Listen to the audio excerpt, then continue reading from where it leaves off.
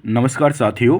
आज काफ़ी दिनों के बाद मैं ऑनलाइन कुंडली का एनालाइज करने जा रहा हूँ। ये पूरी कुंडली है और इनका जो क्वेश्चन है, हालांकि ये इनको मैं काफ़ी पहले टाइम से जान रहा हूँ, लगभग 3 साल से मेरे साथ जुड़े हुए हैं।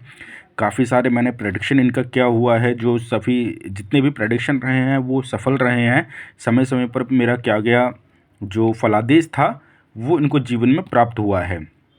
अब ये चाहते हैं कि इनकी पूरी कुंडली का एनालाइज जो है वीडियो के माध्यम से इनको दिया जाए, तो वो मैं कर रहा हूँ। इनमें इनका नाम, इनका बर्थ डिटेल वो नहीं बताया जाएगा, सिर्फ और सिर्फ इनकी कुंडली का फलादेश किया जाएगा।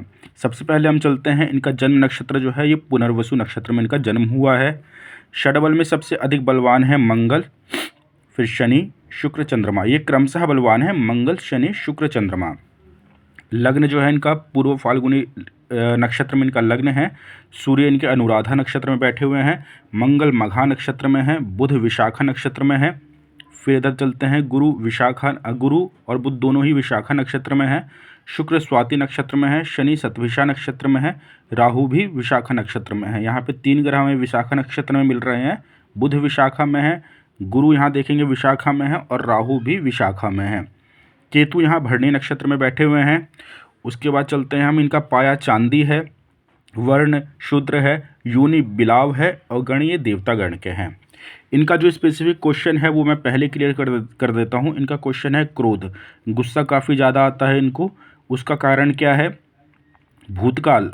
कई बार ये अपने पास्ट को लेकर के, कई बार इनके दिमाग में ना अचानक से कोई पास्ट में बीती हुई चीज़ें ना अचानक से दिमाग में आ जाता है, वो भी नेगेटिव आता है। कोई पास्ट में कुछ अच्छा बीता हो वो नहीं आता है, लेकिन जो खराब बीता हुआ होता है वो इनका भूतकाल का ना अचानक से कभी कभी दिमाग में आ जाता है, तो ये परेशान हो जाते हैं।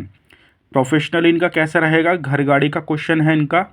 मैरिड लाइफ कैसी रहेगी? इनकी अभी रिसेंटली शादी हुई है, उसका प्रेडिक्शन भी मैंने ही किया था कि इनकी शादी कब हुई है। अच्छा, इस कुंडली के माध्यम से मैं आपको बता भी दूंगा कि इनका शादी जो हुआ है वो किस तरह के ग्रह की दशाएं चल रही थी, गोचर में क्या बना हुआ था जिस कारण से इनकी शादी हुई।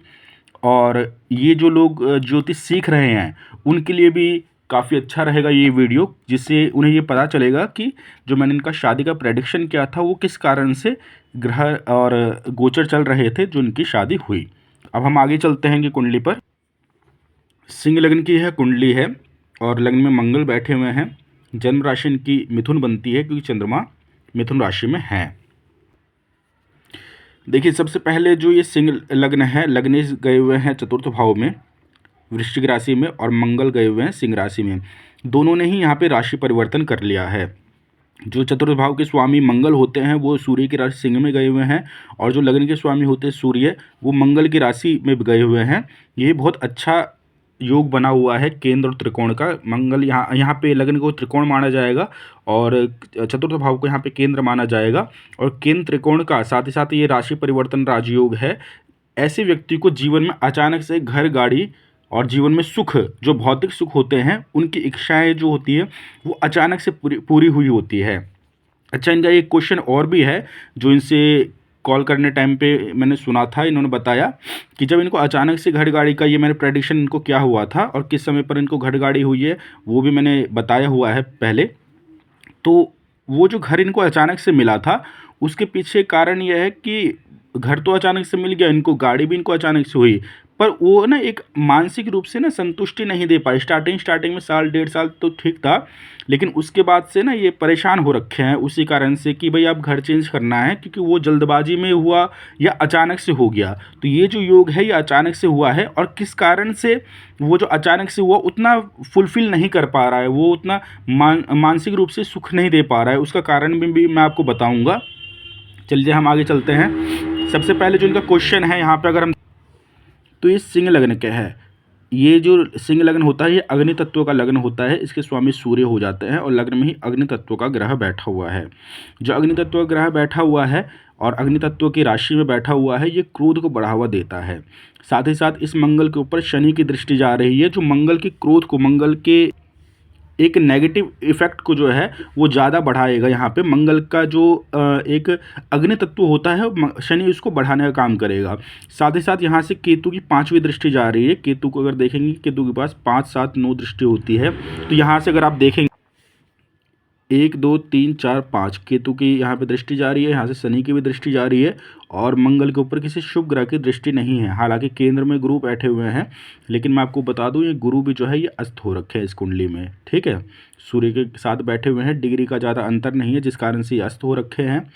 और चलित कुंडली में भी जो है आपको मैं बता दूं तो यहाँ आप नक्षत्र देखेंगे जो मैंने आपको बताया, तो बुध विशाखा नक्षत्र में है, गुरु भी विशाखा नक्षत्र में है और राहु भी विशाखा नक्षत्र में है।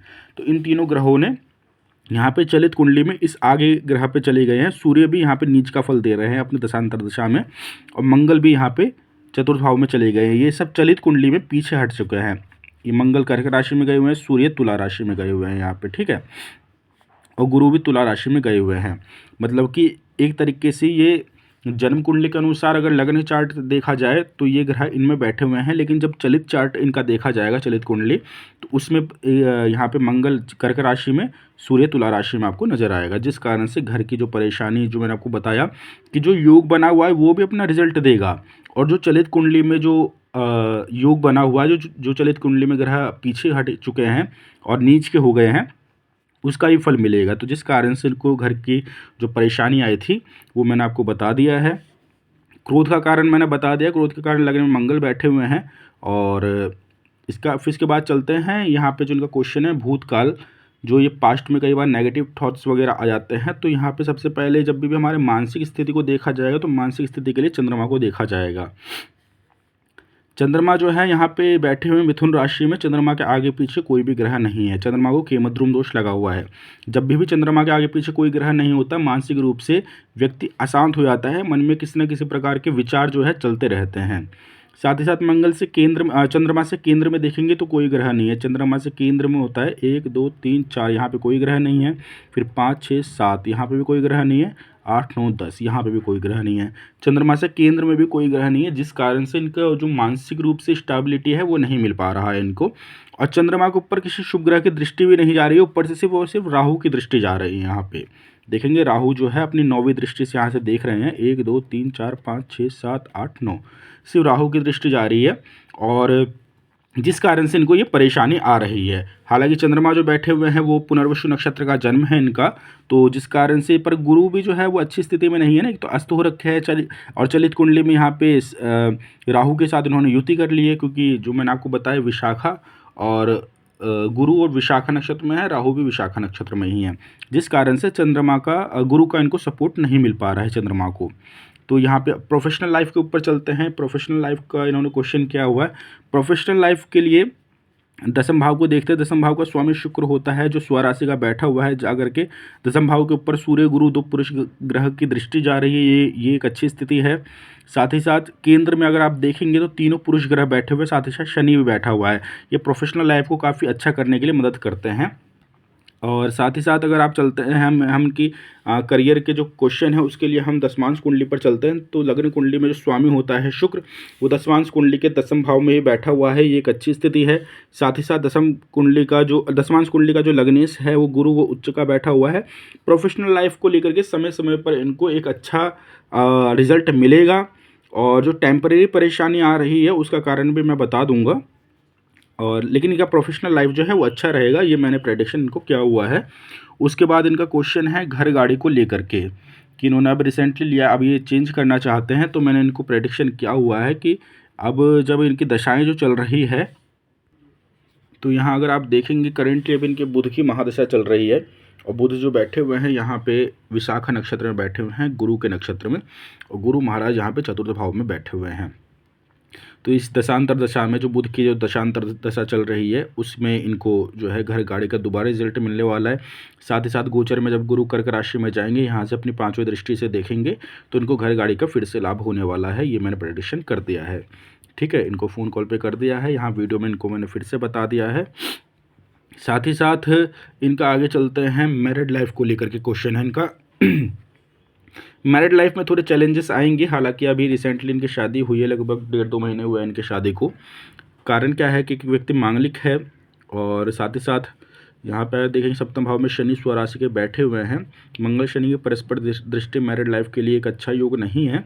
हालांकि वैवाहिक जीवन को लेकर के कोई खास परेशानी नहीं नज़र आ रही है, पर यह क्रूर ग्रहों का विच्छेदात्मक प्रभाव पड़ता है, जो कभी कभी मैरिड लाइफ में मतभेद की स्थिति लेकर के आते हैं। मैरिड लाइफ के लिए नवमांश कुंडली का भी एनालाइज करते हैं। लग्न में ही केतु बैठा हुआ है, लग्न से गए हुए हैं तृतीय भाव में, ये थोड़ा सा परेशानी का कारण है। लग्न में अगर क्रूर ग्रह बैठे हुए हैं और लड़की स्त्री है तो ये थोड़ा परेशानी का कारण बन जाता है, मतभेद की स्थिति। साथ ही साथ चतुर्थ भाव का ये घर का सुख होता है, परस्पर पारिवारिक माहौल का होता है चतुर्थ। इसमें भी शनि स्वराशि के बैठे हुए हैं जो गुरु से दृष्ट है, तो शनि यहाँ पे परेशानी उतनी तो नहीं देंगे, पर नैसर्गिक क्रूर ग्रह है ये, तो ये कभी कभी मतभेद की स्थिति या घर का माहौल कुछ ऐसा रहे कि उदासीन माहौल रहे, एक एक्साइटमेंट या हम कह सकते हैं मनोरंजन की कमी यहाँ पे शनि करेंगे। नवमांश कुंडली सप्तम भाव में मंगल राहु बैठे हुए हैं, तो यहाँ से भी एक परेशानी नज़र आ रही है, पर शुक्र पीड़ित नहीं है। नवमांश कुंडली में गुरु एक अच्छी स्थिति में है। साथ ही साथ आप लग्न कुंडली देखेंगे तो लग्न कुंडली में भी शुक्र जो है स्वराशि के बैठे हुए बलवान होकर के, और सप्तम भाव भी देखेंगे तो यहाँ पे शनि भी स्वराशि के बैठे हुए हैं। तो वैवाहिक जीवन को लेकर के परेशानी तो नहीं दिख रही है, लेकिन इसमें यहाँ पे कभी कभी मतभेद और कभी कभी माहौल जो है उदासीन रहे, उस प्रकार की स्थिति नज़र आ रही है। ठीक है, अब मैंने इनको जो बताया है, जो मैंने आप लोगों से स्टार्टिंग में कहा है कि शादी किस कारण से हुई है, उसका कारण हम जान लेते हैं। सबसे पहले शादी को लेकर के हम सप्तम भाव को देखें। सप्तम भाव में शनि बैठे हुए हैं। सप्तम भाव का कारक जो होता है वो शुक्र होता है।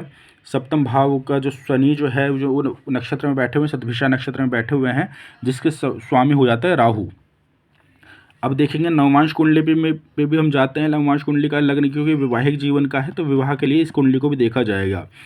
तो इसमें केतु बैठे हुए हैं, शनि स्वराशि के, मतलब जो सप्तम भाव का स्वामी है इस कुंडली में, यहाँ पे वो पीड़ित नहीं है, अच्छी स्थिति में है शनि। यहाँ पे गुरु उच्च के बैठे हुए हैं। नवमांश कुंडली में जो भी ग्रह केंद्र में या लग्न में, मतलब केंद्र में कोई भी ग्रह उच्च का या स्वराशि का बैठा होगा तो अपनी दशांतर दशा में भी ये विवाह करवाता है। अब यहाँ पे दशाओं पे चलते हैं। यहाँ पे आप देखेंगे बुध केतु, ये दशा ये निकल चुकी है लगभग, ये अब बुध में शुक्र चल रहे हैं। यहाँ से नज़र आ रहा है कि शुक्र जो है सप्तम भाव के कारक होते हैं, और यहाँ पे अगर आप देखेंगे तो गुरु भी यहाँ पे, क्योंकि गुरु भी जो यहाँ पे, बुध जो है विशाखा नक्षत्र में बैठे हुए हैं, जो गुरु का नक्षत्र, गुरु यहाँ केंद्र में बैठे हुए हैं, और यहाँ पे गुरु का जो है केंद्रीय प्रभाव भी है शनि के ऊपर, तो जिस कारण से यहाँ पे बुध भी है विवाह का कारण माना जाएगा, और शुक्र जो है विवाह का कारक, सप्तम भाव के कारक होते ही हैं। साथ ही साथ जब इनका विवाह हुआ करंट में अगर आप देखेंगे तो गुरु का गोचर मिथुन राशि पर चल रहा है, इस राशि के ऊपर चल रहा है, जहाँ से गुरु अपनी दृष्टि डाल रहे हैं शनि के ऊपर, जिस कारण से इनका विवाह हुआ है 2025 के लास्ट में ही, और ये कारण है इनके विवाह का। आशा करता हूँ कि आपको ये समझ में आया होगा। इनके फाइनेंस के ऊपर चले जाते हैं। फाइनेंशियली हालांकि कुंडली में जो केमद्रुम दोष बना हुआ रहता है वो फाइनेंशियली कई बार ज़्यादा परेशानी दे देता है। फाइनेंशियली स्टेबिलिटी बिल्कुल देते नहीं है। कारण क्या होता है, व्यक्ति का मानसिक संतुलन जो होता है वो स्थिर नहीं रहता है, माइंड में एक स्टेबिलिटी नहीं रहती है, जिस कारण से जो डिसीजन है कई बार व्यक्ति बदलता है। तो अपने डिसीजन को ना बदलिए। और यहाँ पे अगर होरा कुंडली का देखा जाएगा तो कर्क लग्न की होरा बन रही है, जिसमें गुरु धन का कारक है, चंद्रमा, यहाँ चंद्रमा बैठे हुए स्वराशि के। लग्न कुंडली में जो धन का स्वामी हो रखा है बुध, वो भी होरा कुंडली में बैठा हुआ है, तो धन की स्थिति यहाँ से परेशान नहीं नज़र आ रही है।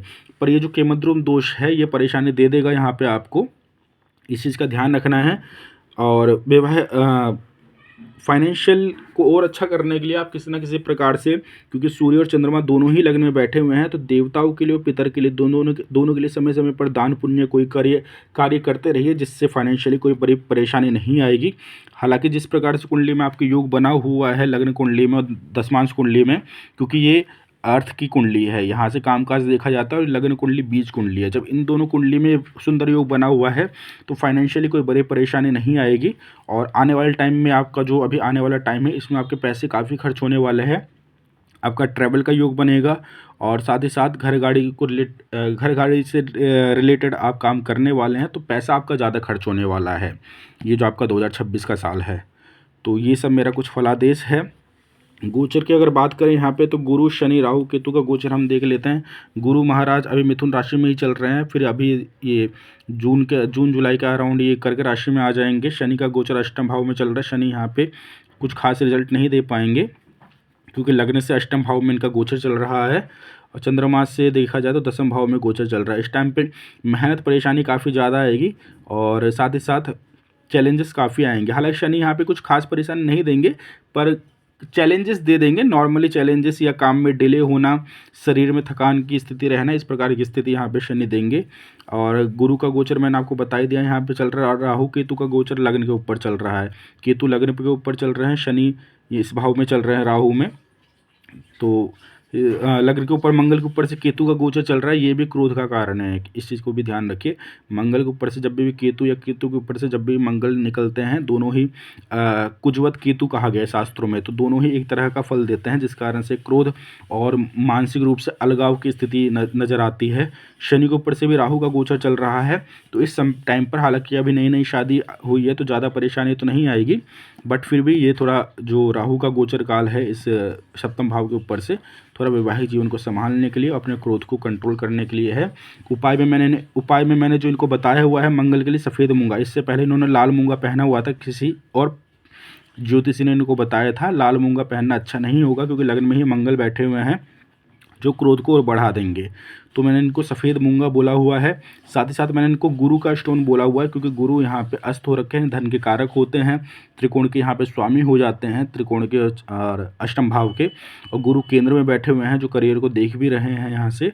और साथ ही साथ गुरु की उच्च की दृष्टि इस भाव पे जा रही है, यहाँ से सैया सुख को देखा जाता है, क्योंकि चंद्रमा यहाँ पे के मद्रुम दोष से लगा हुआ है। तो ऐसे में नींद की परेशानी आएगी, तो यहाँ पे गुरु की जो उच्च दृष्टि जा रही है यहाँ से, अगर आप देखेंगे तो 7वीं दृष्टि यहाँ पे, 8वीं 9वीं, तो गुरु को बलवान करने से इनके रातों की जो नींद है उसके लिए अच्छा रिजल्ट मिल जाएगा। और साथ ही साथ तो ये 2 के लिए मैंने स्टोन बताया हुआ है इनको, और शनि के लिए मैंने इनको रुद्राक्ष बोला हुआ है। शनि और राहु के लिए रुद्राक्ष इनको मैंने बोला हुआ है, शनि के लिए 7 मुखी और राहु के लिए 8 मुखी रुद्राक्ष इनको मैंने बोला हुआ है। ये इनको उपाय बोला हुआ है। समय समय पर देवताओं के लिए, पितर के लिए कोई पूजा पाठ, कोई दान इत्यादि ये करते रहे, तो ये इनके वो देवताओं के लिए भी और पितर के लिए भी तो कोई खास परेशानी नहीं आएगी। बाकी कुंडली में बहुत सुंदर योग बने हुए हैं, और इनके जो मैंने क्वेश्चन थे वो भी मैंने कवर कर लिए हैं, जो भी इनके क्वेश्चन हैं। तो आशा करता हूँ ये आपको समझ में आया होगा। बाकी इसी प्रकार से मैं ऑनलाइन कुंडली एनालाइज करता हूँ, और किसी का कोई स्पेसिफिक क्वेश्चन होता है तो उसको भी रिकवर कर लेता हूँ। धन्यवाद।